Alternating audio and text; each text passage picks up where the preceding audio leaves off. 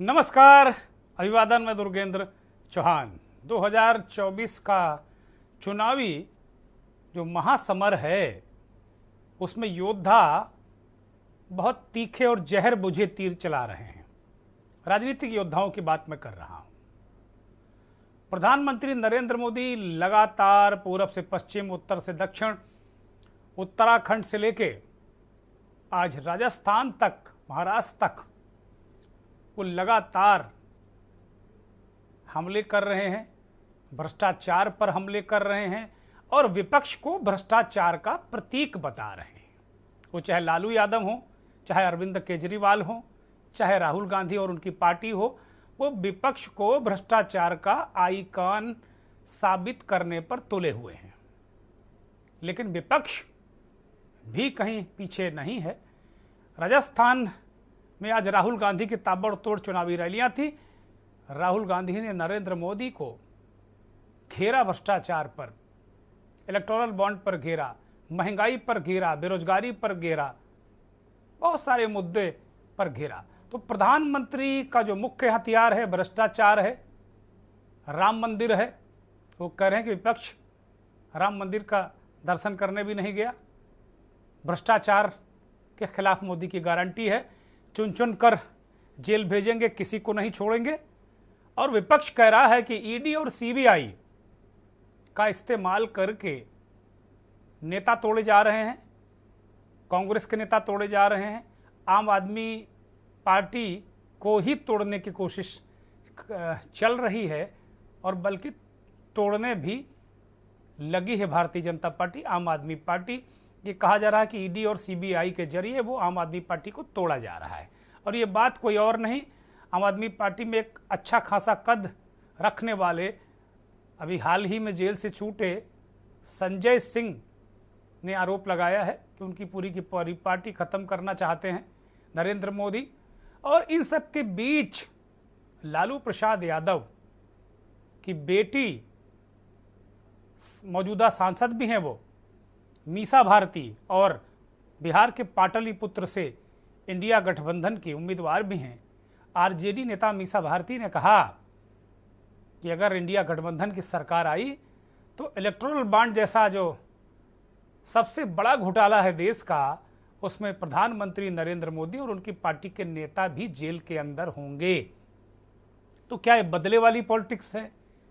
क्या 2024 का जो चुनाव है वो राजनीति का बदलापुर है? मंथन में आज यही बड़ा सवाल।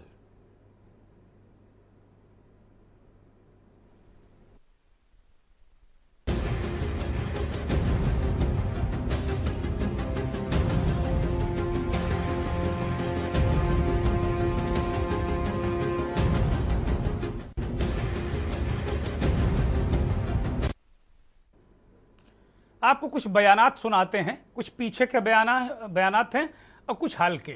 आतिशी आम आदमी पार्टी के नेता, मंत्री, कई विभागों के मंत्री, अरविंद केजरीवाल की बहुत करीबी।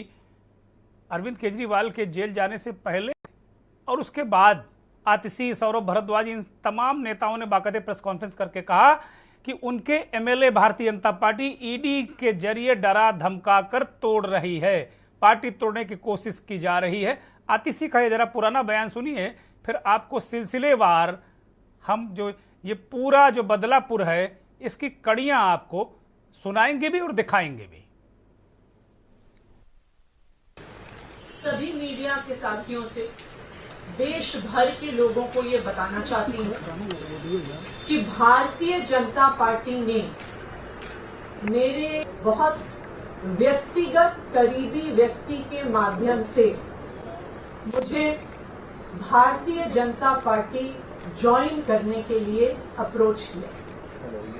मुझे ये कहा गया कि या तो मैं भारतीय जनता पार्टी ज्वाइन कर लूं, अपना पॉलिटिकल करियर बचा लूं, अपना पॉलिटिकल करियर बढ़ा लूं, और अगर भारतीय जनता पार्टी नहीं ज्वाइन करी तो आने वाले एक ईडी द्वारा मुझे गिरफ्तार कर लिया जाएगा। आतिशी ये बात अपने लिए कह रहे हैं, लेकिन इससे पहले बहुत सारे नेता ये कह चुके हैं कि पार्टी के जो एमएलएज हैं, एक बड़ी संख्या में विधायकों को तोड़ने की कोशिश की जा रही है। और वो सरकार गिराने की कोशिश कर रही है। ये काम कर रही ईडी और सीबीआई, ये बात कही गई है। शराब घोटाले की बात करें तो बहुत सारे डेवलपमेंट हुए हैं। अरविंद केजरीवाल जेल में हैं। के कविता जो एक अन्य आरोपी हैं, चंद्रशेखर राव की बेटी, उनको जेल के अंदर जाकर सीबीआई ने भी गिरफ्तार कर लिया है। गिरफ्तार करने का मतलब है तो जेल के अंदर ही एक वारंट तामीला करा दिया जाता है गिरफ्तारी का, वो भी तामील हो गया, तो सीबीआई की भी वो मुलजिम हो गई हैं। ये पूरा प्रकरण है विपक्ष को लेकर। आतिशी और तमाम वो नेता कह रहे थे कि उनकी पार्टी तोड़ने की कोशिश की जा रही है, और व्यक्तिगत तौर पर आतिशी कह रही हैं कि उनसे कहा गया कि पार्टी ज्वाइन करो वरना जेल जाओ। और इस घटनाक्रम के बीच दिल्ली सरकार के जो 7 विभागों के मंत्री अरविंद केजरीवाल की आम आदमी पार्टी का दलित चेहरा राजकुमार आनंद, उनके घर ईडी की रेड होती है, तलाशी चलती है। अब वो रेड शराब घोटाले के संदर्भ में होती है, उसका कनेक्शन मनी ट्रेल तलाशने के लिए होती है, और किसी मामले में बहुत सारी बातें भी साफ नहीं हैं। लेकिन इस रेड के कुछ दिनों बाद ही जो बीता हुआ कल है, उसमें राजकुमार आनंद ने अरविंद केजरीवाल सरकार से इस्तीफा दे दिया, और इस्तीफा देते वक्त उन्होंने कहा कि बहुत भ्रष्टाचार के मुद्दे पर जो हम लोग सरकार में आए थे, अब बहुत मुश्किल है सरकार में रहना, क्योंकि आम आदमी पार्टी का स्टैंड भ्रष्टाचार के मामले में क्लियर नहीं है। और अब तो राजकुमार आनंद आम आदमी पार्टी को दलित विरोधी भी बताने लगे हैं। सुन लीजिए उनको। बड़े अफसोस के साथ कहना पड़ रहा है कि राजनीति तो नहीं बदली, लेकिन राजनेता बदल गए। आम आदमी पार्टी का जन्म ही भ्रष्टाचार के खिलाफ आंदोलन से हुआ था, लेकिन आज ये पार्टी खुद भ्रष्टाचार के दलदल में फंस चुकी है। मेरे लिए मंत्री पद पर रहकर इस सरकार में काम करना असहज हो गया है। मैं अब इस पार्टी, इस सरकार और अपने मंत्री पद से इस्तीफा दे रहा हूं, क्योंकि मैं इन भ्रष्ट आचरणों में अपना नाम नहीं जुड़ा। राजकुमार आनंद कह रहे हैं कि भाई मैं भ्रष्ट आचरणों में, भ्रष्टाचार में खुद अपना नाम नहीं जुड़वाना चाहता। राजकुमार आनंद को अरविंद केजरीवाल ने आगे बढ़ाया। 7 विभागों का मंत्री, उनकी पत्नी को 2013 में पटेल नगर से टिकट दिया था। जाटो बिरादरी से आते हैं, दलितों की रहनुमाई करते हैं। आज मैं उनके कई बयानात सुन रहा था, वो कह रहे थे कि आम आदमी पार्टी में दलितों का अपमान होता है। आजकल अपमान बहुत तुरंत हो जाता है, अगर नेता के मन मुताबिक चीजें नहीं हो रही तो अपमान हो जाता पूरे समाज का। बहुत सारी चीजें हो गई हैं।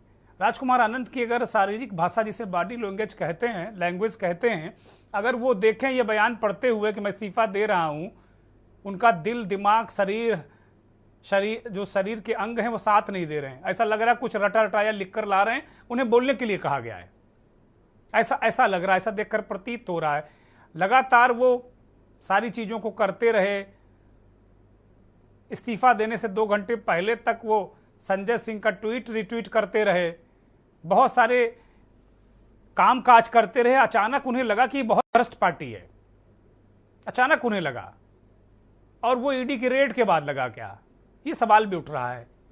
संजय सिंह ने राजकुमार आनंद के इस्तीफे और पूरे घटनाक्रम, पार्टी तोड़ने के मामले में एक प्रेस कॉन्फ्रेंस की। उस प्रेस कॉन्फ्रेंस के कुछ अंश भी आप सुना देते हैं आपको। मुझे लगता है आज के बाद एक सवाल बंद हो जाएगा कि आप लोगों को यह शंका क्यों होती है कि ईडी के छापे के बाद आपकी पार्टी टूट सकती है, आपके विधायक टूट सकते हैं। यह शंका क्यों होती है आपके मन में? यही सवाल हमसे बार बार पूछा जाता था, और पहले दिन से भी हमने कहा, एक ही बात कहा कि अरविंद केजरीवाल की गिरफ्तारी के पीछे आम आदमी पार्टी को तोड़ने की मंशा है। अरविंद केजरीवाल जी की गिरफ्तारी के पीछे आम आदमी पार्टी को खत्म करने की मंशा है। ईडी की कार्रवाई के पीछे कोई जांच का उद्देश्य नहीं है, भ्रष्टाचार को उजागर करने का उद्देश्य नहीं है।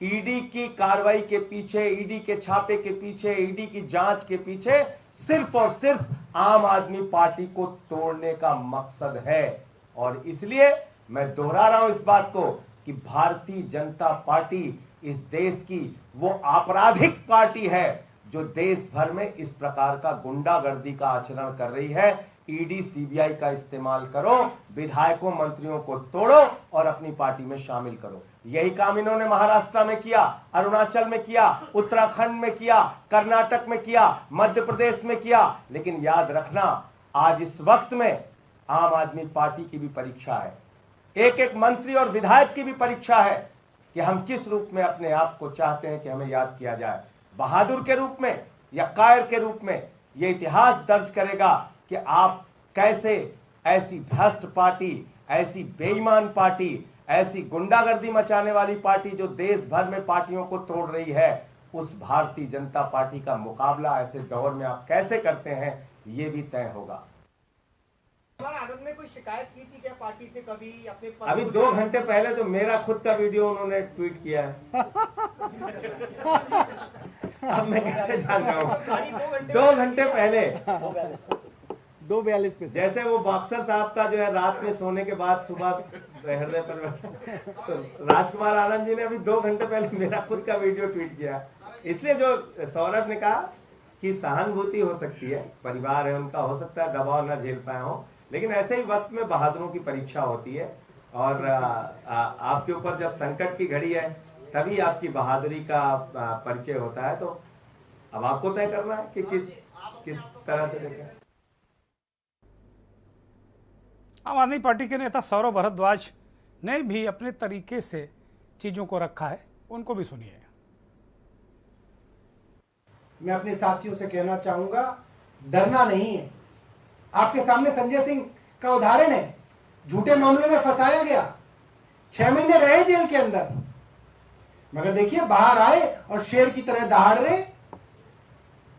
संजय सिंह बनना है, मनीष सिसोदिया बनना है, अरविंद केजरीवाल बनना है, सत्येंद्र जैन बनना है, राजकुमार आनंद नहीं बनना। हमें उनसे पूरी सहानुभूति है, मगर पार्टी में राजकुमार आनंद के लिए सहानुभूति सिर्फ इसलिए कि वो डर गए, मगर हमें राजकुमार आनंद नहीं बनना, हमें संजय सिंह और अरविंद केजरीवाल बनना है।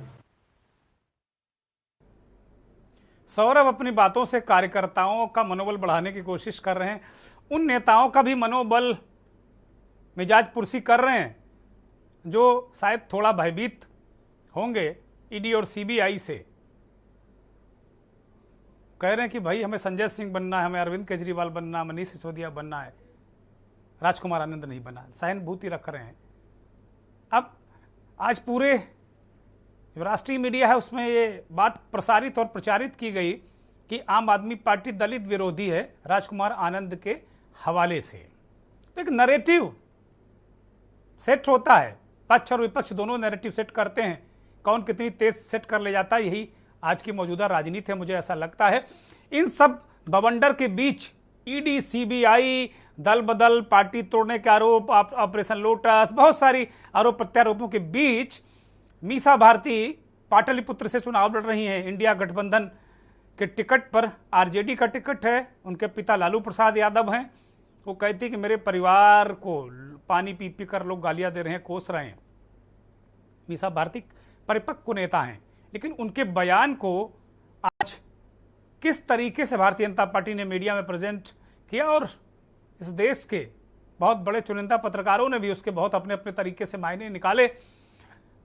मीसा भारती कोई कहा गया कि उन्होंने प्रधानमंत्री मोदी का अपमान कर दिया, मोदी तो भ्रष्टाचार को मिटाने की गारंटी देते हैं।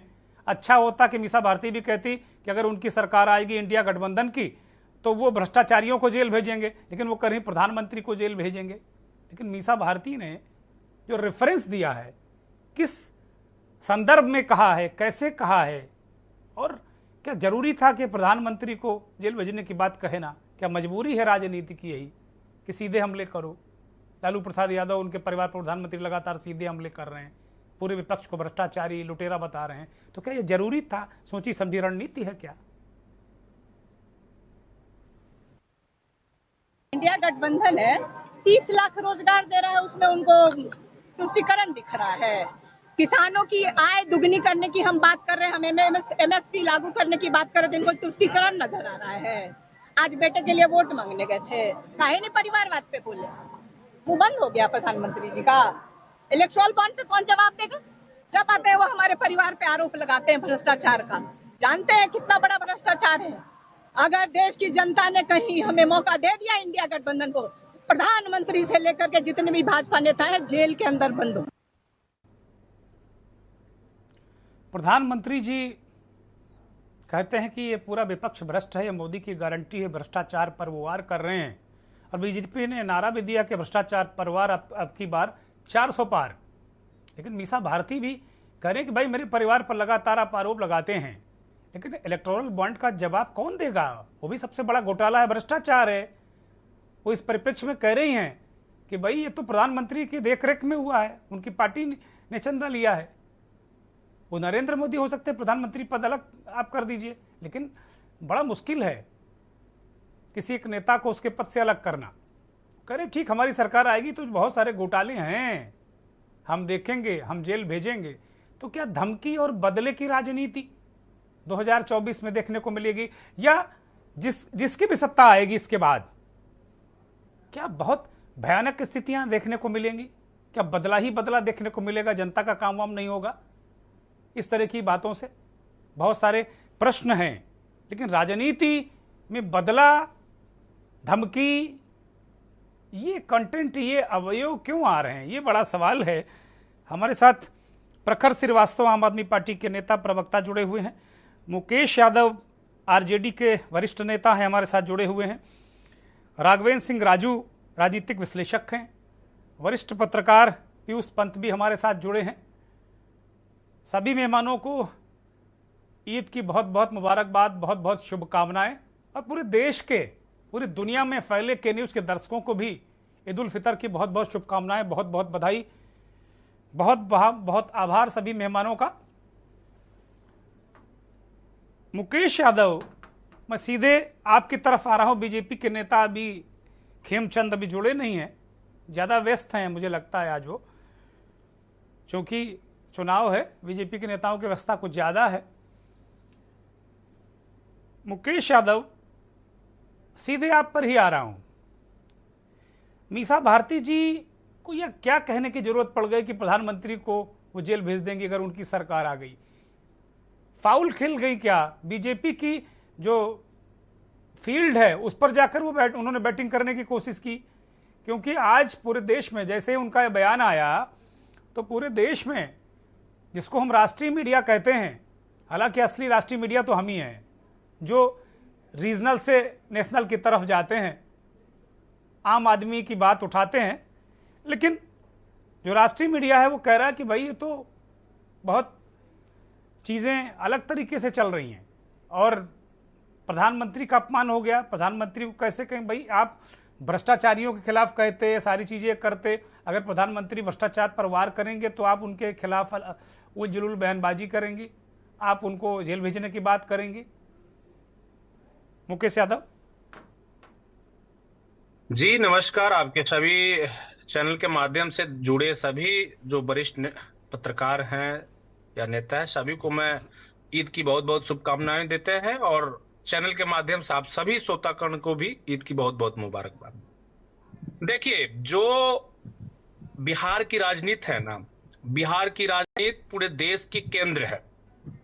यहां से जो भी नेता अगर बोलते हैं ना, सत्य बोलते हैं और सत्य के प्रचंड रच के, और पत्रकार जो है, जो क्या बोलते हैं ना, गोदी मीडिया के टाइप के कुछ लोग हैं, वो प्रचंडा करके चलाते हैं।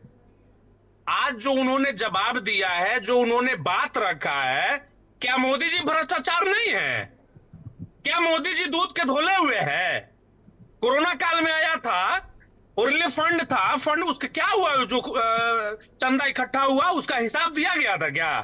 आज जो है चंदा इकट्ठा करते हैं, 2 करोड़ टर्नओवर कंपनी वाला 500 करोड़ चंदा दे देता है, 200 करोड़ चंदा दे देता है। आप उसको भ्रष्टाचार नहीं कहेंगे तो क्या कहेंगे?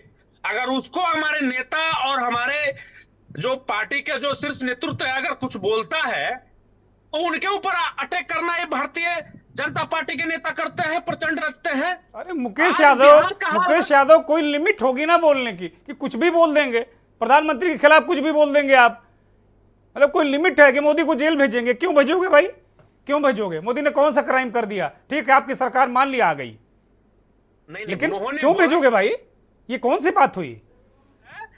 उनके जो मोदी जी है उस भ्रष्टाचार में लिप्त है, जितने भारतीय जनता पार्टी का जो नेता लिप्त है, सबको जेल भेजने का काम करेगा इंडिया गठबंधन।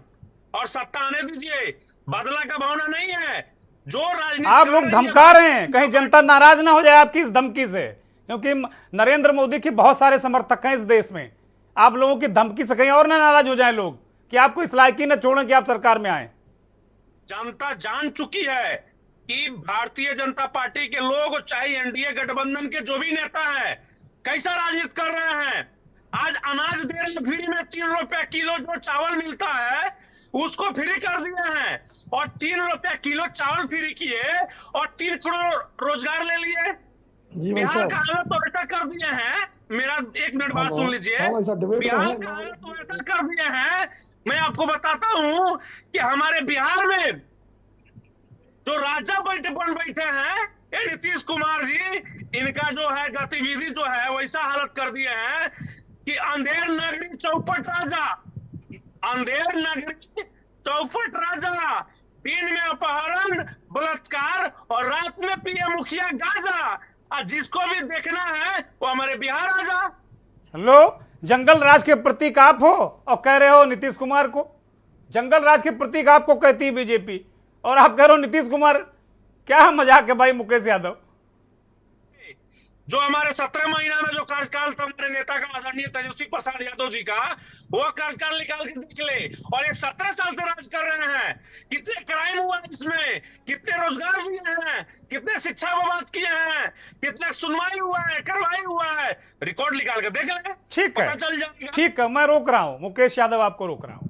मैं प्रखर श्रीवास्तव के पास जाऊं इससे पहले दर्शकों को एक जानकारी दे दूं। खेमचंद शर्मा बीजेपी के वरिष्ठ नेता, दिल्ली के प्रवक्ता हमारे साथ जुड़े हैं। शर्मा जी स्वागत, धन्यवाद, आभार आपका। प्रखर श्रीवास्तव, भाई भ्रष्टाचार में कार्रवाई हो रही है, आपका सरकार का मंत्री जिसके ऊपर 7 विभाग आपने दे रखे थे, वो कह रहा कि अब मैं इस भ्रष्टाचार का दाग अपने ऊपर नहीं लगाना चाहता। भाई आपका आदमी आपको भ्रष्टाचारी कह के आपकी पार्टी छोड़कर भाग रहा है। अब इसमें बीजेपी का दोष कहां है, ईडी का दोष कहां आ गया, सीबीआई का दोष कहां आ गया? प्रखर श्रीवास्तव, और फिर दोष दोगे मोदी को? उन्हें ये फिक्र है कि हर दम की तर्ज ज़फ़ा क्या है, उन्हें ये फिक्र है हर दम की तर्ज ज़फ़ा क्या है, हमें ये शौक है दम कि दिल सितम करने की इंतहा क्या है। ये शेर तो संजय सिंह भी पढ़ रहे हैं आजकल, यही वाला। बिल्कुल बिल्कुल, देखिए हमारे आदरणीय हैं और हम मेरे वो राजनीतिक गुरु हैं और उन्हीं से हम सीख के ही सीखते हैं, और आपके सामने मैंने वही उन्हीं का चीज को पेश करी है। दुर्गेन जी, मैं बताना चाह रहा था कि इस देश के अंदर आघोषित आपातकाल लगा हुआ, किस तरीके से एक्सटॉर्शन डिपार्टमेंट, ईडी, सीबीआई और आईटी के द्वारा डंडे पे सरकार चलाई जा रही है, ये ना हमसे छुपी है ना आपके सम्मानित दर्शकों से छुपी हुई है। देखिए सबसे बड़ी चीज दुर्गेन जी हम लोगों को जानना चाहिए, भारतीय जनता पार्टी बहुत अच्छी तरह से क्रोनोलॉजी। तो आज मैं आपके दर्शकों को आपके माध्यम से भारतीय जनता पार्टी के प्रवक्ता को बताना चाहिए, क्रोनोलॉजी समझाना चाहता हूँ। देखिए असल में बात क्या है, गृह मंत्री जी ने हमको सुपारी भर की पार्टी बोला था पार्लियामेंट के अंदर। ये सुपारी भर की पार्टी गले में हड्डी जाके गले में सुपारी जाके पच चुकी है। ये भारतीय जनता पार्टी ने इसको निगल पा रही है ना इसको उगल पा रही है। देखिए 3 बार चुनाव हारने, ये एक सबसे बड़ा कारण है कि जो ईडी सीबीआई डंडे से हमारी सरकार को, आम आदमी पार्टी की सरकार को कुचलने और दबोचने का काम भारतीय जनता पार्टी करती हुई जा रही है। मैं भारतीय जनता पार्टी कहूं या मैं कहूं बंगाली जनता पार्टी कुचलने का काम करने जा रही है। देखिए सबसे बड़ी बात दुर्गेन जी देखना ही बड़ा बहुत एक सोचने का, चर्चा का विषय हो जाएगा कि रात 3 घंटा 2 घंटा के अंदर ऐसा क्या हो गया, ऐसा क्या हृदय परिवर्तन हो गया कि राजकुमार आनंद जी को इस्तीफा देना पड़ गया। उनको यह एहसास हुआ कि यहां हमारी पार्टी के अंदर भ्रष्टाचार होता जा रहा है। ये मैं आपके दर्शकों को एक ट्वीट दिखाना चाहता हूं। ये एक एक्स का ट्वीट है जो राजकुमार आनंद जी की प्रोफाइल से एक करा गया है। ये ट्वीट है, इस एक्स पे लिखा है राजकुमार आनंद जी ने, उनके इस्तीफा देने से पहले की बात बता रहा हूं, जो पार्टी उन्होंने छोड़ी है। इसमें राजकुमार आनंद जी लिखते हैं, कितनी हास्यास्पद बात है कि एक चुने हुए मुख्यमंत्री @भगवंत मान और एक सांसद को मुलाकात के लिए टोकन नंबर दिया जाता है, फिर मुलाकात को कैंसिल कर दिया जाता है। तिहाड़ जेल के अधिकारी मोदी सरकार के दबाव में काम कर रहे हैं। ये ट्वीट है दुर्गेन जी, ये ट्वीट है जी।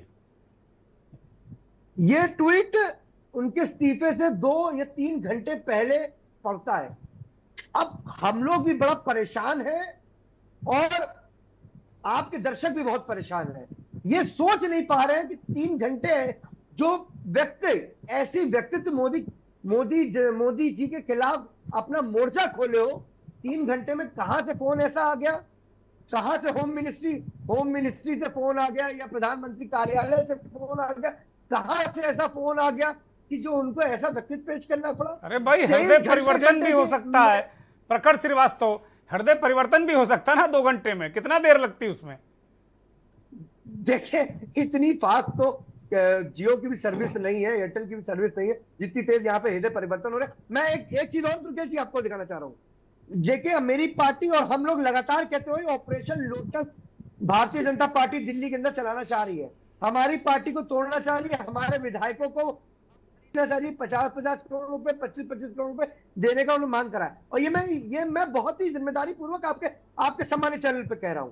ये एक ट्वीट है जिसमें बॉबी मलिक एक व्यक्ति है जो मनोज तिवारी के साथ भी मौजूद होता है और भारतीय जनता पार्टी के दिल्ली के बड़े बड़े नेताओं के साथ मौजूद होता है। और जिस दिन वो प्रेस कॉन्फ्रेंस कर रहे थे राजकुमार आनंद जी जिस दिन उन्होंने इस्तीफा दे रहे थे, जिस दिन उन्होंने प्रेस कॉन्फ्रेंस कहा कि आम आदमी पार्टी भ्रष्टाचारी है, उस दिन ये व्यक्ति मौजूद था। ये मैं लेकर आया हुआ हूं। ये आपके सम्मानित दर्शक को देखना बहुत जरूरी है। वही बॉबी मलिक है दुर्गेश जी, यही वो बॉबी मलिक है जो आपको मनोज तिवारी के साथ भी दिखेगा और आपको भारतीय जनता पार्टी के बड़े बड़े नेताओं के साथ मिलेगा और यही राजकुमार आनंद के साथ मिलेगा। आपको क्या लगता है दुर्गेश जी, क्या आपके दर्शक इतने समझदार नहीं है? क्या इनको ये सब नहीं समझ में आ रहा? ठीक है, किस तरीके से पार्टी को तोड़ा जा रहा है, किस तरीके से मरोड़ा जा रहा है, क्यों इतना डरी हुई है, क्यों ईडी सीबीआई के डंडे से सरकार चलानी पड़ रही है। अच्छा, मैं एक बात आखिरी बात अपनी कह के खत्म करूंगा। मैं आपसे हाथ जोड़ के करबत प्रार्थना करता हूं, मैं देखना चाहता हूं और ये शायद मुझे एहसास है आपके दर्शक भी देखना चाहते हैं, क्या अब राजकुमार आनंद जी के ऊपर कार्रवाई होगी? क्या ईडी की उनके ऊपर रेड 23 घंटे की चली थी कि वो होगी? क्या वो इंट्रोगेशन के लिए वो जाएंगे? ये बहुत बड़ा सवाल। ठीक है प्रखर श्रीवास्तव, अगर राजकुमार आनंद दोषी होंगे तो जरूर कार्रवाई होगी, लेकिन अगर उनके खिलाफ कोई सबूत ही नहीं होगा तो केवल आप लोगों के कहने पर या आप लोगों के कटघरे में खड़ा कर देने पर थोड़ी कार्रवाई होगी। कार्रवाई तो सबूतों के आधार पर होती है। एक ब्रेक पर जा रहा हूं, ब्रेक से लौटूंगा तो ये सारे सवाल भारतीय जनता पार्टी के नेता के सामने होंगे और उन्हें जवाब देना होगा।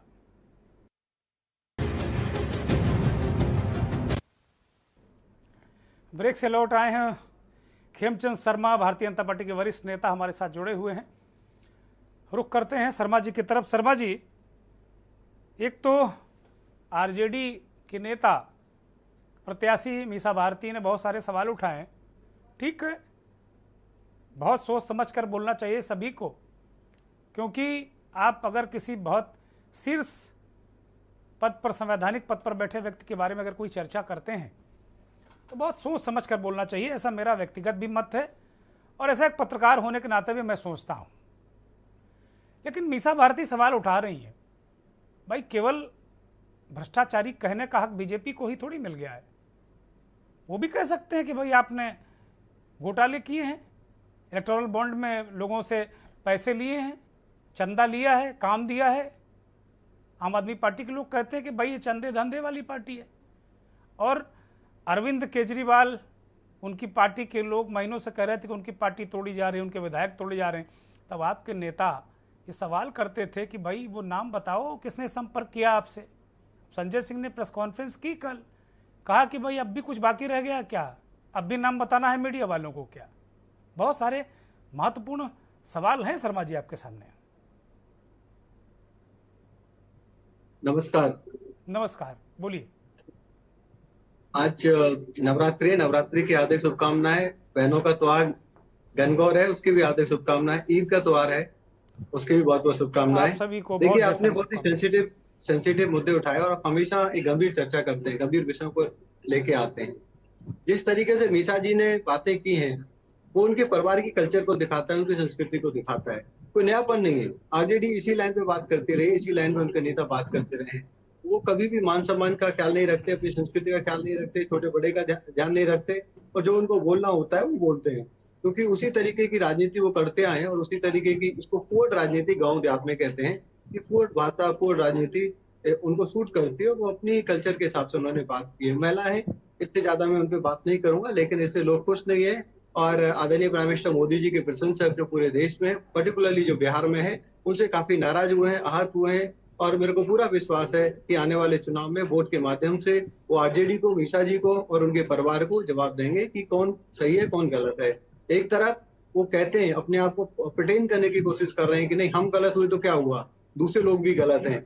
दूसरे लोगों को गलत करने की वो कोशिश कर रहे हैं, लेकिन है नहीं। अब आप बात आती है इलेक्ट्रोल बॉन्ड पे, बहुत सारी चर्चा पर चर्चा हुई।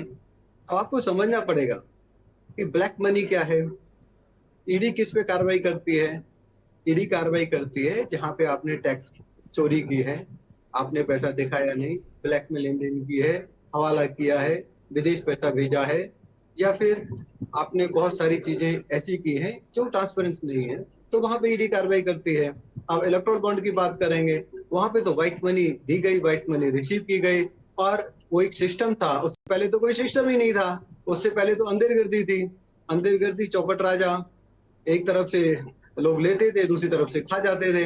हमने एक सिस्टम बनाया। हम ये नहीं कहते कि वो सिस्टम 100% परफेक्ट था, उसको इम्प्रूव किया जा सकता है, इम्प्रूव किया भी जाएगा। आने वाले समय में एक बेटर सिस्टम भी इंट्रोड्यूस किया जा सकता है, लेकिन सिस्टम था तो व्हाइट में पैसा आ रहा था, सबने लिया, ऐसा नहीं कि हमने लिया। अब बात आती है आम आदमी पार्टी की। आम आदमी पार्टी पे एक लाइन बड़ी फिट बैठती है, बिना काले विपरीत बुद्धि। अब ये कहते हैं कि राजकुमार जी को क्या हो गया, एकदम से उनको ऐसा कैसे ख्याल आ गया? एकदम से नहीं आया मित्र। आज हालात ये हो गई है, शादी ब्याह में आम आदमी पार्टी के कार्यकर्ताओं को, नेताओं को कोई बुलाता नहीं। नवरात्रि के जागरण चल रहे हैं, वहां पे कोई इनवाइट नहीं करता, चीफ गेस्ट के नाते, गेस्ट के नाते, क्योंकि उनके साथ कोई भी खड़ा नहीं होना चाहता। उनके साथ जो आम लोग हैं वो फोटो नहीं खिंचाना चाहते, उनके साथ प्रॉक्सिमिटी नहीं दिखाना चाहते, क्योंकि लोगों को लगता है कि अगर प्रॉक्सिमिटी दिखाएंगे तो कल को हमें भी लोग बोलेंगे करप्ट हैं, हमको भी झूठा बोलेंगे, हमको भी फ्रॉड बोलेंगे, हमको भी ऐसी पार्टी का सदस्य बोलेंगे जो मुकर जाती है, जो जिनका कोई नैतिकता नहीं बची है, जिनके पास कोई भी राजनीति की जो नैतिकता है वो बची नहीं है। इसीलिए आपके मंत्री, एमएलए, कार्यकर्ता बहुत दुखी हैं, आपके प्रवक्ता बहुत दुखी हैं। मैं पर्सनली कई प्रवक्ताओं के साथ अलग अलग डिबेट में बैठता हूं, और जब हम स्टूडियो में मिलते हैं तो हमारे फोन भी एक्सचेंज होते हैं। तो वो लोग इस कदर परेशान है कि क्या करें, कैसे बात करें, और हमें टीवी पे बहुत झूठ बोलना पड़ रहा है। ये बात यहाँ पे छोटे मोटे कार्यकर्ता की नहीं, सीएम की है। सीएम का मुखौटा हटा है। सीएम जो अपने आप को ईमानदार कहते थे वो बेईमान सिद्ध हो गए हैं। सीएम जो अपने आप को नैतिक कहते थे कि मैं नैतिकता के आधार पर काम करता हूं, अगर आरोप लग जाएगा तो मैं इस्तीफा ले लूंगा, अगर मेरे पे आरोप लग जाता है तो मेरे से इस्तीफा ले लेना, और मेरे को भी कोई अधिकार नहीं है इस तरीके से सत्ता में बने रहने का। अब आरोप भी लगे हैं, कोर्ट ने भी कमेंट किया है, क्रेडिबल एविडेंस है, हमने एविडेंस को देखा है, एविडेंस को समझा है, और तभी आपको प्रोटेक्शन नहीं दी। और जो आपकी गिरफ्तारी हुई है वो भी पूरी तरीके से कानून संगत है, कानून संगत, आपको जमानत भी नहीं मिल रही है, फिर भी आप बने हुए हो। फिर भी क्यों? ठीक बात है। क्यों दिल्ली वालों को आप नुकसान पहुंचाना चाह रहे हो? क्यों दिल्ली वालों को आप विजित कर रहे हो? फिर कहते हो देखिए भारतीय जनता पार्टी के कार्यकर्ता, आपने जिस व्यक्ति का नाम लिया, जिसका फोटो दिखाया, क्या वो हमारी पार्टी का कोई पदाधिकारी है? मैं पूछना चाहता हूँ, क्या हमारी पार्टी में कोई ऑफिसर पोजीशन उसकी है? अरे आम लोग, आम व्यक्ति तो वो किसी के भी साथ जा सकता है, उसका अधिकार है। वो कांग्रेस के भी नेता के साथ खड़ा हो सकता है, बीजेपी के नेता के साथ भी खड़ा हो सकता है, और आम आदमी पार्टी के नेता के साथ भी खड़ा हो सकता है। क्या फोटो खिंचाने से वो पार्टी का पदाधिकारी बन गया? क्या फोटो खिंचाने से क्या उसको भारतीय जनता पार्टी ने ऑथराइज कर दिया कि आप जाइए, राजकुमार जी को मोटिवेट करिए और उनसे इस्तीफा ले लीजिए? उन्होंने इस्तीफा दिया है, पार्टी छोड़ी है, कारण बताएं। आप खुद अपने पैरों पे कुल्हाड़ी मार रहे हो और आरोप लगा रहे हो हम पे। नहीं शर्मा जी इन लोगों का कहना कि भाई पहले आप ईडी का छापा डलवाते हैं और उसके बाद पार्टी वो आदमी इस्तीफा दे देता है, फिर आपकी पार्टी में चला जाता है। ये जो सिलसिला है ना, इस पर उंगली उठा रहे हैं लोग, बाकी कोई दिक्कत नहीं है। राजकुमार आनंद के हृदय परिवर्तन भी हो सकता है, मैं सहमत हूँ भाई। आज मैं देख रहा था गौरव गुप्ता, कांग्रेस के बहुत जाने माने प्रवक्ता, वो भी देख रहे थे, भाजपा का पटका पहन रहे, अब कह रहे हैं मुझे राम नाम नहीं लेने दिया जा रहा है, विपक्ष में रावण राज चल रहा है। ये ऐसे लोग मुझे नहीं लगता किसी विचारधारा के लोग हैं। ये तो उनके यहाँ भी पिछले दिनों ईडी उडी गई थी ढूंढने, उसको तलाशने हुए, वो चुनाव भी नहीं लड़े और अब आज भारतीय जनता पार्टी में शामिल हो गए। ये जो सिलसिला है, जो तरीका है कि भाई पहले जो इलेक्टोरल बॉन्ड पे क्यों सवाल उठा रहा विपक्ष, उसका कारण है कि भाई एक के यहाँ ईडी का छापा पड़ता है, तीसरे दिन बॉन्ड खरीदता है, किसी की टनल का समस्या है वो भी खरीद लेता है, किसी को ठेके पट्टे मिले वो भी खरीद ला। इन सब मुद्दों को लेकर विपक्ष कहीं ना कहीं उंगली उठाता है, वरना आपकी चादर तो सफेद है, आपकी चादर सफेद है, लेकिन दाग इसीलिए लोग लगाते हैं इसमें क्योंकि ये सिलसिला पहले ईडी और फिर इस्तीफा और फिर भाजपा में शामिल, ये जो सिलसिला है ना, इसकी वजह से प्रॉब्लम है लोगों को। देखिए आप वरिष्ठ पत्रकार हैं, वो गौरव गुप्ता जी नहीं, वो रोहन गुप्ता जी हैं। हाँ रोहन गुप्ता और कांग्रेस के वरिष्ठ नेता रहे, स्पोक पर्सन रहे। देखिए बहुत सारे लोग इस समय दो विचारधारा हैं, दो ध्रुव हैं। एक तो देश को विकसित बनाना चाहता है, आगे ले जाना चाहता है, देश को नई नई अपॉर्चुनिटी देना चाहता है। दूसरी विचारधारा है देश में विघटन फैलाना चाहता है, भिन्न भिन्न माध्यमों से समाज के उसको वर्गीकरण कर, जाति के आधार पर वर्गीकरण करके, धर्म के आधार पर वर्गीकरण करके, क्षेत्र के आधार पर वर्गीकरण करके, क्षेत्र के आधार पे दूसरा देश बनाने की बात करके, क्षेत्र के आधार पे अलग से प्रोविजन, अलग से रिजर्वेशन, अलग से मांगे रख के, तो वो विघटन फैलाने की कोशिश कर रहा है। उनका सिर्फ और एक ही उनका आइडियोलॉजी और वो है मोदी जी को हटाना है। देश को कैसे आगे ले जाना है उनके पास कोई रोड मैप नहीं है, क्या करना है कोई रोड मैप नहीं है, और सनातन की बेइज्जती करना है, सनातन का विरोध करना है, सनातन को मिटाना है, सनातन को अनाप शनाप बातें करनी है। तो दो विचारधारा है, तो इन दो विचारधाराओं में देश आज बटा हुआ, और देश की जो लोग हैं, जो राजनीतिक लोग हैं या राजनीतिक का एक्टिविस्ट कह सकते हो, या कार्यकर्ता हैं या नेता हैं, वो इन दोनों विचारधाराओं में अपने आप को कहीं ना कहीं अलाइन कर रहे हैं। तो जब अलाइन करते हैं तो उनको लगता है कि भारतीय जनता पार्टी ऑप्शन है। आप ये कहोगे कि नहीं, अगर कोई सनातन का विरोध कर रहा है अब चुप रहो, मुंह बंद करके रहो। आप जैसा पत्रकार अगर मुंह बंद कर ले, उसमें सवाल ना करे, डिबेट ना करे, तो फिर कैसा महसूस करोगे? आप कहीं भी जाओगे लोग पूछेंगे नहीं, आप इतने ईमानदार व्यक्ति हो, इतने मुखरता से चीजों को पूछते हो, और आप चुप क्यों हो गए? क्योंकि आपका ऑर्गेनाइजेशन आपको कहता है नहीं चुप रहिए, नहीं तो आपको नौकरी से निकाल दिया जाएगा। वही हाल प्रवक्ताओं का हो रहा है दूसरी पार्टी में। उनको बोला गया नहीं चुप, डीएमके कह रहा है कि खत्म करो, कोई बात नहीं, कहने दो। ममता जी अगर खिलाफ बोल रही है बोलने दो, केरल में अगर कम्युनिस्ट खिलाफ बोल रहे हैं तो बोलने दो। अगर बहन निकिता का फरीदाबाद में मर्डर किया जाता है कांग्रेस के नेता के भतीजे के द्वारा, क्योंकि वो एक माइनॉरिटी कम्युनिटी से आता है, तो उस पर कोई कमेंट नहीं करना, उस पर बात नहीं करना। तो ये जो हाइट है अपीजमेंट की, उसकी वजह से बहुत सारे लोगों में बहुत ज्यादा गुस्सा है, बहुत ज्यादा फ्रस्ट्रेशन है, क्योंकि वो राजनीतिक जीवन में, सामाजिक जीवन में अपने आप को नहीं प्रस्तुत कर पाते। दूसरा ईडी और सीबीआई में एक लाइन और लूंगा, फिर आप दूसरों को देना मौका। आपने ईडी सीबीआई की बात की, अभी तो चुनाव चल रहे हैं, अभी तो ईडी सीबीआई सरकार के नहीं, अभी तो ये जितनी भी एजेंसियां हैं वो इंडिपेंडेंटली काम कर रही हैं या फिर इसी की डायरेक्शन पे काम करती हैं। इस समय तो सरकार जो होती है कार्यवाहक सरकार होती है, कार्यवाहक सरकार। और दूसरा, जब ये कॉन्फिडेंट है कि भाई विपक्ष की सरकार आ रही है, इंडी गठबंधन की सरकार आ रही है, तो आप एक बात बताइए, आप जैसे सीनियर पत्रकारी कहते हैं कि जिसकी सरकार आती है उसी की बात ऑफिसर्स मानते हैं या उसकी तरफ उनका झुकाव होता है। जब इनकी सरकार आ रही है तो झुकाव इनकी तरफ होना चाहिए, जब इनकी तरफ झुकाव है तो फिर हम पे क्यों आरोप लगा रहे हो? धमका रहे हैं वो, शर्मा जी वो धमका रहे हैं, अधिकारियों को भी हरदम में ले रहे हैं, झोल में ले रहे हैं कि मेरी आ रही, चिंता मत करो।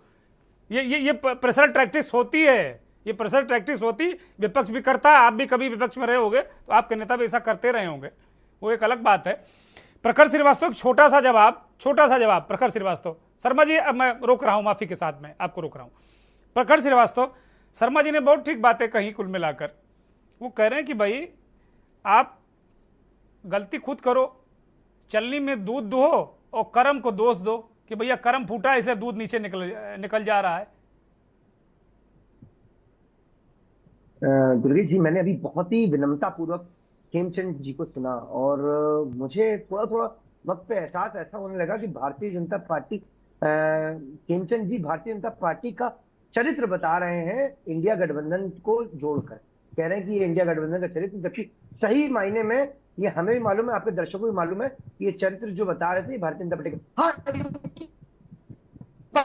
दुर्गेश जी, इनकी एक बात में दुर्गेश जी, मैं इनकी एक बात से सहमत हूं जो इन्होंने बात बोली ना कि हमारे नेताओं को कोई नवरात्र में नहीं बुलाया जा रहा, कोई ओकेजन में नहीं बुलाया जा रहा। ये बात सही है क्योंकि वो बेचारे कॉमन मैन है, वो आम आदमी है, वो डर रहे हैं, वो भारतीय जनता पार्टी डाकू गब्बर सिंह से डर रहे हैं कि सोच रहे हैं कि अगर मैंने विपक्षी दल के नेताओं को बुलाया, आम आदमी पार्टी के बुलाया, तो मेरे घर कहीं ईडी ना आ जाए, सीबीआई ना आ जाए, इनकम टैक्स वालों की रेड ना पड़ जाए।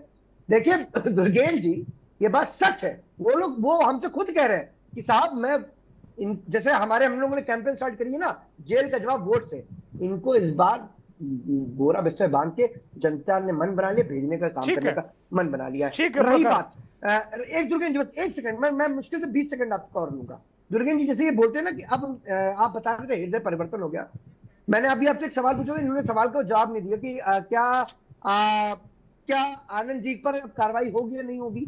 तो मैं बताना चाहता हूं उनको, थोड़ा इतिहास दिला दूं। अजीत पवार सिंचाई घोटाला, 70,000 करोड़ घोटाला, आज तक कोई कार्रवाई ईडी ने नहीं करी है। शुभेंदु अधिकारी बुकलेट जारी हुई थी, समय मत बर्बाद करो प्रखर भाई, कार्रवाई नहीं होगी, समय मत बर्बाद करो, जब सबूत होंगे तभी कार्रवाई होगी। सबूत ही नहीं है, क्या बात कर रहे हो, क्या फायदा अपना हमारा सबका समय बर्बाद कर रहे हो, कोई फायदा नहीं उससे। मैं पीयूष पंत की तरफ रुक कर रहा हूं, माफी के साथ में आपको रोक रहा हूं। पीयूष पंत जी, बिहार चुनावी जो परिदृश्य दिख रहा है, सबसे ज्यादा गर्मी बिहार और महाराष्ट्र में है, और अगर देखा जाए तो 48 और 40 88 सीटें दोनों राज्यों में हैं। हर बार ये कहा जाता है कि दिल्ली का जो असली लड़ाई है उत्तर प्रदेश में होती है, लेकिन इस बार जो लड़ाई का जो इपी सेंटर है वो नज़र आ रहा है बिहार और महाराष्ट्र में। और प्रधानमंत्री जी लगातार महाराष्ट्र में भी रैलियां कर रहे हैं, बिहार में भी वो ज़्यादा लगातार कर रहे हैं, यूपी में भी उन्होंने की है। लेकिन जिस तरीके से भ्रष्टाचार को वो एक राष्ट्रीय समस्या और राष्ट्रीय मुद्दा है भी, समस्या भी है, इसमें कहीं कोई संदेह नहीं, उसको कह रहे हो आज जिस तरीके से पर्सनल अटैक लालू परिवार पर करते हैं, राहुल गांधी और कांग्रेस पर करते हैं, आज इस तरीके का पर्सनल अटैक मीसा भारती ने भी किया है और प्रधानमंत्री पर किया। लालू करते तो मुझे बहुत आश्चर्य नहीं होता क्योंकि उनका स्टेचर है वो, लेकिन मीसा भारती ने ऐसा किया, इसके पीछे क्या सोच हो सकती है एक पॉलिटिकल पार्टी की? देखिए दुर्गेश जी, गनीमत है आपने मेरी तरफ तवज्जो दिया। मुझे तो लग रहा था कि शायद आज मैं दर्शक और श्रोता बना रह जाऊंगा और सारे राजनेता ही इस डिबेट को पूरा कर देंगे। आप कुपित मत होइए, मैं माफी के साथ में आपके पास आया हूं, आप कुपित मत हो कतई। शुक्रिया। और देखिए निश्चित रूप से देखिए इस बार के चुनाव में जो है कि आपने सही कहा कि बिहार और महाराष्ट्र दो जो है वहां पे जो है कि बड़ी लड़ाई फंसी हुई है पूरी तरीके से। और उसका कारण यही है कि देखिए दोनों ही राज्य में जो है जिस तरह से वहां की सरकारों को गिराया गया, खरीद फरोख्त की गई, जो भ्रष्टाचारी थे उनको अपनी पार्टी में शामिल करके सरकारें बनाई गई, वो सिनेरियो यही है। इसीलिए वहां पे भाजपा भी असमंजस में है। वो जो सहयोगी हैं वो उससे ज्यादा मांग रहे हैं, लगातार मांग रहे थे। महाराष्ट्र में तो अभी जाके कुछ सुलझा है मामला, लेकिन असंतोष बाकी है। बिहार में बहुत दिन लटका रहा, नीतीश को तो आपने अपने पाले में ले लिया, लेकिन वो बात नहीं है जो बात होनी चाहिए थी। क्योंकि कहीं ना कहीं जो है ये दोनों राज्य जो हैं देखिए, और दोनों राज्य की जनता एक दूसरी तरह की जनता है। यहाँ पे जनता जब एक बार तय कर लेती है, क्योंकि देखिए आंदोलन जहां से निकलते हैं बदलाव निकलता है। हमने देखा बिहार की वो भूमि है जहां से जो है हमेशा जो है राजनीति को बदलने का काम किया गया है वहां पे। और महाराष्ट्र वो है जहां पे महाराष्ट्र जो है जहां पे अभी भी राम मंदिर का कोई प्रभाव नहीं है, क्योंकि वहां पे बहुत सारी समुदाय हैं, मराठा समुदाय बहुत ज्यादा है वहां पे, और वहां पे लोग थोड़ी समझदारी वहां भी दिखाते हैं। इसलिए उत्तर भारत जो है, उत्तर प्रदेश अगर आप मान लें, मध्य प्रदेश मान लें, तो उधर जहां जिस तरह से वो अगर अयोध्या का प्रभाव है राम मंदिर का, तो वहां पे बिल्कुल नहीं है वो। और वहां पे जो हर क्षत्रप जो मजबूत रहा है वहां पे, देखिए सबसे बड़ी बात ये वहां पे है कि आप बिहार का ले लीजिए और चाहे आप जो है कि महाराष्ट्र का, इसीलिए भारतीय जनता पार्टी को वहां जो है कि अलायंस बना बना के सत्ता में आना पड़ता है। महाराष्ट्र में देखिए पहले शिवसेना के साथ था उसका अलायंस, अभी जो है उन्होंने शिवसेना का गुट को तोड़ के बनाया है अलायंस। तो ये तमाम चीजें हैं जिसकी वजह से दिक्कतें आ रही है, और यहीं पे जो है कि सबसे बड़ी जो है चुनावी सरगर्मी आपको दिखाई दे रही है यहाँ पे। अब रही बात, तो देखिए भ्रष्टाचार की बात निश्चित रूप से एक मुद्दा है और प्रधानमंत्री मोदी जी उसको मुद्दा बना रहे हैं, इसमें कोई दो राय नहीं है। लेकिन अब मुझे ये ताज्जुब होता है कि अब प्रधानमंत्री जी का वो मुद्दा जो है कि बहुत भारी मुद्दा नहीं रह गया। जब से इलेक्टोरल बॉन्ड का पूरा चीजें सामने आई हैं और जिस तरह से जो है कोई न कोई जो है चीजें दिखाई दे रही, किस तरह से भारतीय जनता पार्टी की मोदी सरकार ने उन लोगों को उपकृत किया जिन्होंने बॉन्ड खरीद के पार्टी के फंड में दिए, सीधे सीधे यहां दिखाई दे रहा है। बहुत से इंस्टेंसेज हैं, आप देख लीजिए जिस यूपीए सरकार और कांग्रेस को भला बुरा कहा गया, करप्शन 2G का कहा गया, वहीं 5G का आप देखिए क्या हाल हो रहा है। उसमें जितना तय थी सरकार ने अपनी तरफ से बोली, उससे कम में वो दे दिया। और वहां भी फिर वही कांग्रेस का आवंटित वाला जो देखिए उसमें था कि आपका जो सैटेलाइट हो, अधिकार हो, या आपका जो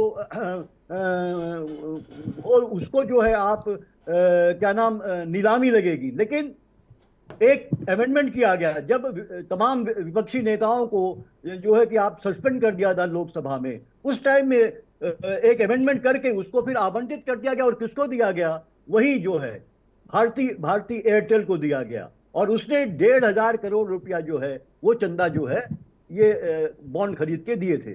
तो ये तमाम चीजें, इसलिए अब प्रधानमंत्री मोदी जी की भ्रष्टाचार वाला जो एक कैंपेन है मुझे लग रहा है कहीं कमजोर हो गया है, क्योंकि कुछ सीटें जो हैं वो भारतीय जनता पार्टी की सरकार के ऊपर भी आए हैं। अब आप आंखें बंद कर लीजिए तो बात दूसरी है, लेकिन आप देखेंगे उन डॉट्स को मिलाएंगे, वो जो फैक्ट्स आए हैं उनको जोड़ेंगे कि किसका किसको फायदा पहुंचाया गया उनके बदले। अब जो देखिए भारतीय जनता पार्टी के प्रवक्ता क्या कहते हैं दुर्गेन जी, बहुत से इस तरह के मतलब कुतर्क भी करने लगे हैं, क्योंकि वो घिरे हुए हैं इस बात से।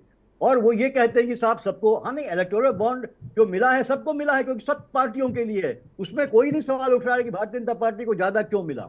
सवाल ये कि उसके बदले आपने किस किस को उपकृत किया गया है, किन लोगों को, जिनका लॉस में कंपनी चल रही थी वो भी पैसा दे रहे हैं खरीद के। भाई वो हवाला की भाजपा है वो इस तर्क देती है कि पहले टोटल जो ब्लैक मनी थी वो चुनाव में इस्तेमाल हो रही थी, अब ये व्हाइट मनी है।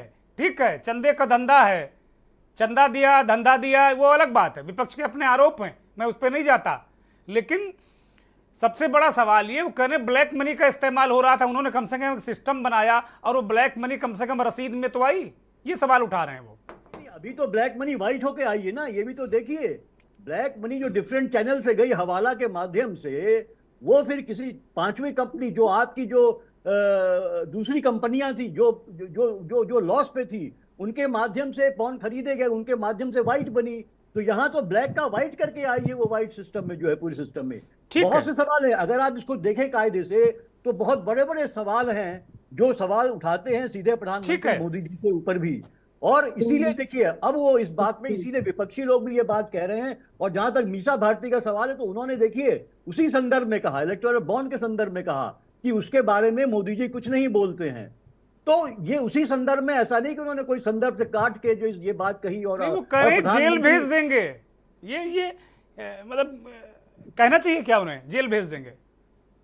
नहीं, देखिए ये बिहार का एक मिजाज है। देखिए आप मानिए, वहां तो मोदी जी भी तो इस तरह की बातें करते रहते हैं बहुत ज्यादा, सारे विपक्ष को भ्रष्टाचारी बता रहे हैं, हर थोड़ी भ्रष्टाचारी है। और अभी से बहुत से केस हैं, आम आदमी वाली पार्टी के भी केसेस हैं जिनमें अभी तक कोई एविडेंस नहीं मिला है, कोई एविडेंस नहीं मिला है वहां पे।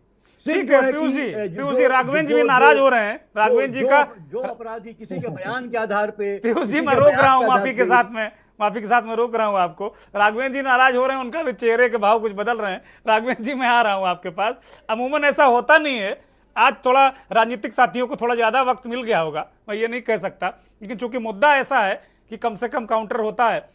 कभी कभी शर्मा जी बहुत बाद में 45 मिनट इंतजार करने के बाद इनका नंबर आता है, तो इनको भी लगता होगा, नाराज भी होते हैं शर्मा जी बीच बीच में, लेकिन सबकी नाराजगी सर माथे पर है। राघवेंद्र राजू, कुल मिलाकर जैसे पीयूष जी ने कहा कि भाई ये भ्रष्टाचार मुद्दा नहीं रहा। ठीक है, प्रधानमंत्री बनाने की कोशिश करते हैं, भ्रष्टाचार मिटना चाहिए, हर भारतीय जानता है, लेकिन भ्रष्टाचार अब ये नहीं हो सकता कि पीयूष जी का भ्रष्टाचार, राघवेंद्र जी का भ्रष्टाचार, शर्मा जी का भ्रष्टाचार, दुर्गेन्द्र चौहान का भ्रष्टाचार, अब ऐसे नहीं चलेगा। तो क्या चुनाव में जैसे ईडी का दुरुपयोग की बात आम आदमी पार्टी कर रही कि भाई उनकी पार्टी तोड़ रहे हैं, मीसा भारती ने कहा अगर हम आए, तो क्या ये बदले वाली राजनीति 2024 के बाद और आगे आप देख रहे हैं इसको बढ़ते हुए? देश में जो राजनीतिक प्रतिस्पर्धा है और देश में तनाव और बिखराव का जो माहौल आप देख रहे हैं, अपने अनुच्छेद 21 में दिया गया है स्वतंत्रता का अधिकार है, हर आदमी अपने बात को जो है स्वतंत्रता पूर्वक, सम्मान पूर्वक हर नागरिक रख सकता है। लेकिन जो दौर है आज, कौन कब दोस्त बन जाए और कब कौन दुश्मन बन जाए। 1990 का जो दौर था, जब देश में प्रधानमंत्री थे माननीय स्वर्गीय वीपी सिंह साहब, मंडल कमंडल का आपने देखा होगा, तो लालू प्रसाद जी बीजेपी के सहयोग से ही मुख्यमंत्री बने थे बिहार में। और ये ऐसा नहीं है कि लालू प्रसाद जी बीजेपी के सहयोग से मुख्यमंत्री नहीं बने, उनको मिला प्रधानमंत्री वीपी सिंह भी रहे। कहने का तात्पर्य यह है कि शून्य से शिखर तक अगर भारतीय जनता पार्टी ने भी सफर तय किया है, तो उन्होंने, आपने देखा हो, जनता दल का भी साथ लिया, कभी जम्मू कश्मीर में आपने देखा हो पीडीएफ का भी साथ लिया, नेशनल कॉन्फ्रेंस जैसे लोगों से भी हाथ मिलाया। जम्मू में क्यों मिलाया? 1989 में लेफ्ट का भी सहयोग लिया। और आपने देखा जब 1996 में गठबंधन की राजनीति शुरू हुई, और ये दौर है 2007 की घटना हमें याद आ गई, ये जेल वाली बात पर, जब 11 दिन के लिए उत्तर प्रदेश के मुख्यमंत्री योगी आदित्यनाथ जी को गोरखपुर में जेल में भेजा गया था माननीय मुलायम सिंह के आदेश पर। उसमें डीएम थे हरिओम जी। और आपको ध्यान होगा कि जब इनकी गिरफ्तारी हुई, सांसद थे गोरखपुर से योगी आदित्यनाथ जी, और मुहर्रम के जुलूस को लेकर के मुख्तार जी के बाद को जो विवाद चल रहा था, और इसके बाद दुर्गेन्द्र जी 2 घंटे 2 किलोमीटर का सफर 8 घंटे में गिरफ्तारी करने के बाद पहुंचा। सड़कों पर इतना जनसैलाब था। कहने का तात्पर्य यह जो वाक्य है, बौद्धिक विचार है, बौद्धिक विचार में राजनीतिक दलों को दलगत राजनीति से ऊपर उठ करके, और जो आज प्रहार हो रहे हैं, आज नवरात्रि का दिन है और ईद का दिन भी है, इसमें आप जानते हैं सभी ने नवरात्रि और ईद की शुभकामनाएं दी। मैं आपसे कहता हूं, राजनीतिक शक्ति के दुरुपयोग पर जो सवाल आपने उठाया है, और राजनीतिक शक्ति के सवाल के आसपास आपने ये भी उठाया, तमाम जो मुद्दे इलेक्ट्रॉनिक बॉन्ड के हैं, मुद्दे विहीन मामला अभी चल रहा है पूरे पश्चिमी उत्तर प्रदेश का। दुर्गेन्द्र जी, मैंने अभी दौरा किया था, मैं कई राज्यों में गया, अभी हमारे भाई अभी बोल रहे थे पीयूष पंत जी, मैं महाराष्ट्र में भी गया था, और मैंने वहां देखा राज ठाकरे को लेकर के, अगर राज ठाकरे की एंट्री बीजेपी में हो रही है, तो जितने बड़े 1,90,00,000 से ज्यादा उत्तर भारतीयों में एक आक्रोश है वहां पर कोई हवा नहीं है राम लहर की। वहां पर मुद्दे हैं महंगाई के, भ्रष्टाचार के, तमाम जो मुद्दे हैं, इलेक्ट्रॉनिक बॉन्ड का भी वहां मुद्दा है। आम जनमानस में जो शिक्षित वर्ग है, वहां शिक्षित वर्ग में चाहे वो साउथ का दक्षिणपंथी भाग हो और यहाँ का हो, और जहां तक राम लहर की बात मैं देख रहा हूं, अभी मैं पश्चिमी उत्तर प्रदेश में गया, वो अब इतना बड़ा मुद्दा नहीं रह गया है। लेकिन जहां तक ये बात की बात है, आज मीसा भारती ने कहा कि आपको ध्यान हो कि 2017 में फरवरी में जब उत्तर प्रदेश में चुनाव चल रहे थे, तत्कालीन भाजपा उत्तर प्रदेश के अध्यक्ष केशव मौर्य जी ने एक स्टेटमेंट दिया था कि सत्ता में आने पर हम अखिलेश यादव को जेल में भेज देंगे। क्या नहीं कहा था? क्या आप चेक करा लीजिएगा। मायावती और मुलायम सिंह एक दूसरे को जेल भेजकर ही सत्ता में आए, ये कहकर, बेचकर नहीं कि हम इनको जेल भेजेंगे। करुणानिधि और जयललिता एक दूसरे को, ये तो ये जेल भेजने की पॉलिटिक्स है। लेकिन मीसा भारती ने ये कहा, मुझे इस पर थोड़ा सा मुझे बहुत अच्छा नहीं लगा, लेकिन चलिए राजनीति है।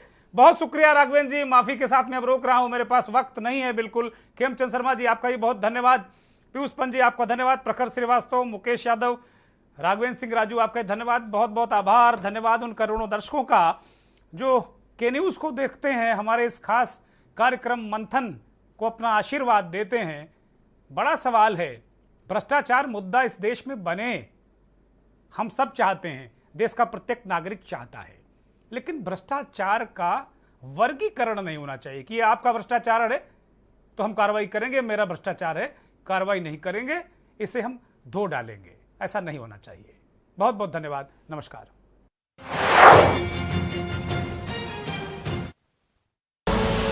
आप देख रहे हैं के न्यूज़, खबरों का सारथी।